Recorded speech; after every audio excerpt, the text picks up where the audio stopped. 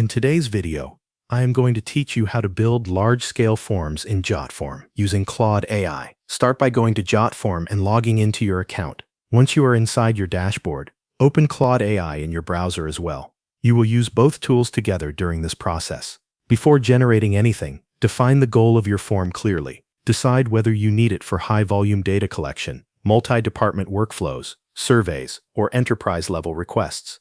Having a clear purpose will help you create a form structure that is easier to manage and scale. Next, in Claude AI, enter this prompt exactly. Create a large-scale form directly in my Jotform account with structured sections for user details, multiple categories, conditional logic, and scalable workflows. Make it optimized for handling high-volume submissions. After Claude generates the form, return to Jotform and open your dashboard to find the newly created form. Review the structure carefully so you can confirm that the main sections and workflows match your needs. If needed, add more scalable fields. This can include categories, subcategories, dynamic input areas, file upload fields, and repeatable sections. These additions make the form more flexible and better suited for larger submission volumes. Then apply conditional logic to improve the user experience. You can use rules to show or hide fields, skip pages, or tailor the form based on a user's answers. This helps keep the form organized and prevents users from seeing unnecessary fields. To make the form easier to complete, organize it into pages or clear sections.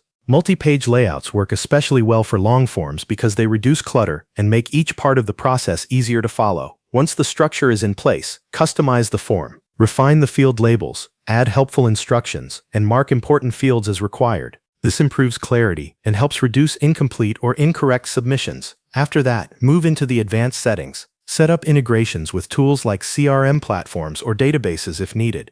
You can also enable automations and notifications so submissions are processed efficiently. Take a moment to optimize performance as well. Remove any unnecessary fields. Use drop-down menus instead of long answer lists where possible, and simplify logic where you can. This helps the form stay fast and manageable. Before publishing, preview and test the form thoroughly. Run through multiple user paths and simulate high-volume submission scenarios to make sure everything works correctly. When you are satisfied with the final result, publish and share the form using a direct link, an embed option, or your internal systems. Thanks for watching. That covers everything you need to know.